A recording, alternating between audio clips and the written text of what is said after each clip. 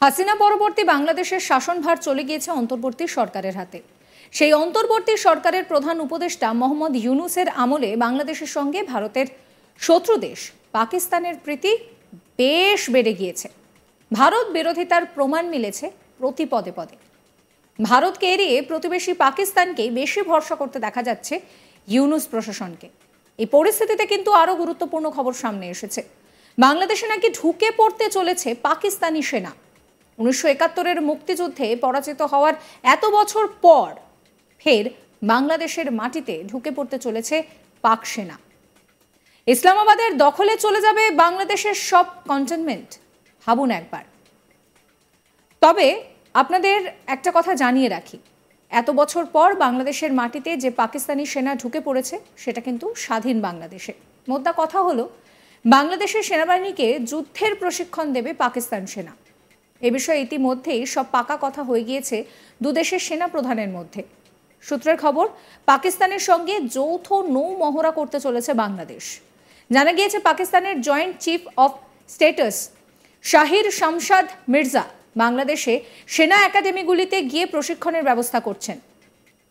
আর এটা যদি বাস্তবায়িত হয় তাহলে বাংলাদেশে পাকিস্তানি সেনার আধিপত্য কিন্তু অনেকটাই বাড়বে। আর এটা হলে ভারতেও কিন্তু জিহাদি কার্যকলাপ বৃদ্ধি পেতে পারে বলে মনে করছেন সামরিক বিশেষজ্ঞরা। সূত্রের খবর, পাকিস্তানের সেনা অফিসার এবং জেনারেলরা কয়েকদিনের মধ্যে বাংলাদেশ সফরে আসতে চলেছেন। যদিও কবে পাক অফিসাররা আসছেন সেটা এখনো ঠিক হয়নি। জানা গিয়েছে পাকিস্তানের সেনা অফিসার এবং জেনারেলরা কয়েকদিনের মধ্যেই বাংলাদেশ সফরে আসতেও চলেছেন। যদিও কবে তারা আসবে সেটা এখনো ঠিক হয়নি। এই বিষয়ে আজ তাক বাংলার লাইভ অনুষ্ঠানে প্রতিক্রিয়া জানিয়েছেন ভারতের বিএসএফ এর প্রাক্তন সমীর মিত্র। তার মতে, 71-এর মুক্তিযুদ্ধের পর বাংলাদেশকে সেনা প্রশিক্ষণ দেওয়ার কাজটা কিন্তু শুরু করেছিল ভারতই। দীর্ঘদিন প্রশিক্ষণ দেওয়া হচ্ছিল। পরে বাংলাদেশ থেকে সেনা অফিসাররা কিন্তু পাকিস্তানে গিয়ে প্রশিক্ষণ নিতেন। তাই পাকিস্তানি সেনার বাংলাদেশ সেনাকে প্রশিক্ষণ দেওয়ার বিষয়টা নতুন নয়। তবে এইভাবে বাংলাদেশে এসে পাকিস্তানি সেনার প্রশিক্ষণ সত্যিই তাৎপর্যপূর্ণ। কি বলছেন তিনি, শোনাবো। এই মুহূর্তে গোটা বাংলাদেশটাই চলে গিয়েছে একেবারে পাকিস্তানের কাছে। পাকিস্তানের কাছে বলা যেতে পারে আত্মসমর্পণ বাংলাদেশি সেনাবাহিনীর। এই মুহূর্তে যে আপডেট উঠে আসছে তাতে সেটাই কিন্তু প্রাথমিকভাবে খবর। অর্থাৎ আরও একটা সূত্র মারফত যেটা জানতে পারা যাচ্ছে যে বাংলাদেশি সেনাকে এবার নাকি ট্রেনিং দেবে পাকিস্তানি সেনা। আমরা এই বিষয় নিয়ে আরো বিস্তারিত আপডেট জানবো। যিনি আমাদের সঙ্গে এই বিষয় নিয়ে কথা বলবেন, বিএসএফ এর প্রাক্তন ডিআইজি সমীর মিত্র এই মুহূর্তে আমাদের সঙ্গে রয়েছেন। স্যার, আপনাকে আজ তাক বাংলায় স্বাগত জানাই। এই মুহূর্তে দাঁড়িয়ে স্যার, বাংলাদেশের যা পরিস্থিতি, পাকিস্তানের কাছে একেবারে বলা যেতে পারে আত্মসমর্পণই করে ফেলেছে বাংলাদেশ। বাংলাদেশি সেনাকে শেষ পর্যন্ত ট্রেনিং দেবে পাকিস্তানি সেনা। বাংলাদেশে অফিসারদের আগেও ট্রেনিং দিয়েছে পাকিস্তান। ওখানকার যে মিলিটারি এস্টাবলিশমেন্ট গুলো রয়েছে কিংবা ইনস্টিটিউট গুলো রয়েছে সেখানে তারা ট্রেনিং নিয়েছে। একটু ডিটেলে আমি বলি, আমাদের যেমন 71-এ পরে যখন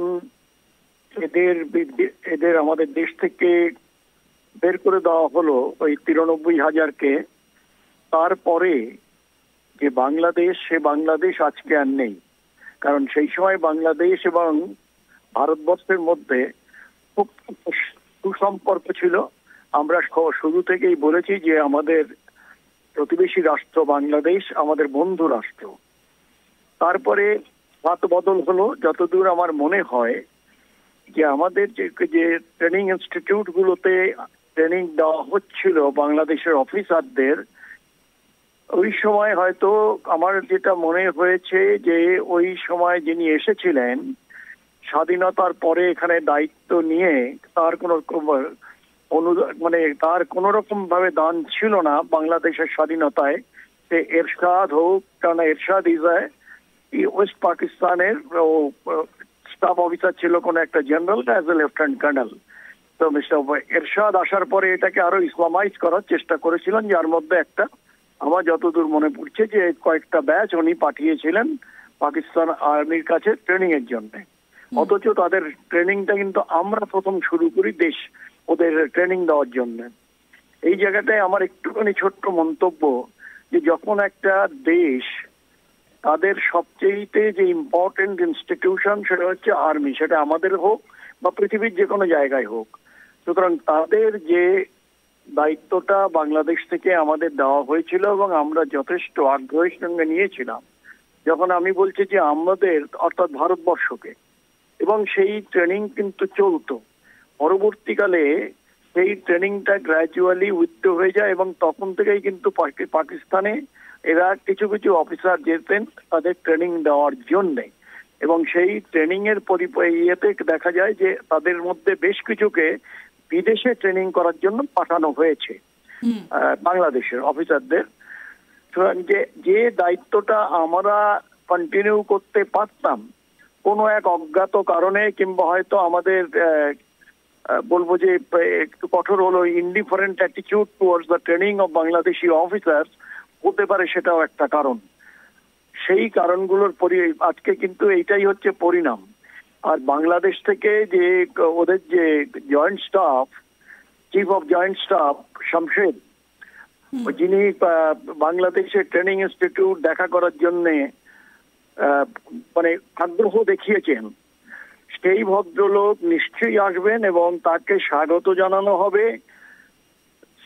তবে বাংলাদেশের যে বর্তমান পরিস্থিতি, এই পরিস্থিতিতে কখন কি হবে কেউ জানে না, কিন্তু এই যাদের আনা হচ্ছে আমার খুব মানে কষ্ট হচ্ছে এবং খুব রাগও হচ্ছে যে তাহলে আমরা কেন এত রক্ত দিলাম, যাদের স্বাধীনতা করার জন্যে আজকে ওয়েস্টার্ন ফ্রন্টে এবং ইস্টার্ন ফ্রন্টে আমরা এইভাবে যে ইয়ে করে, এবং আমরা যখনই তারা নিজেদের শাসন করার ক্ষমতা হয়েছে তার অনেক আগেই কিন্তু আমরা তো ওদের দেশটাকে ছেড়ে চলে এসেছি, যাতে কেউ না বলতে পারে যে ভারতবর্ষ তাদের কোনো ইভিল ডিজাইন ছিল যে ওখানে আগ্রাসনের একটা, আমরা কোনোদিনই চাইনি, আমরা যুদ্ধও চাই না।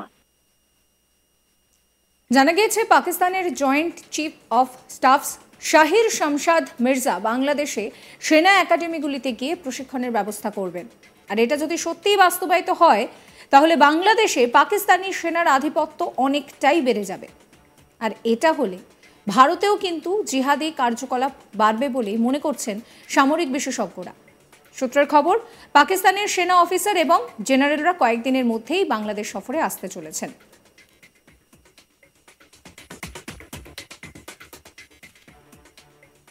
সাবস্ক্রাইব করবেন আজ তাক বাংলার ইউটিউব চ্যানেলকে, ফলো করবেন হোয়াটসঅ্যাপ চ্যানেলও।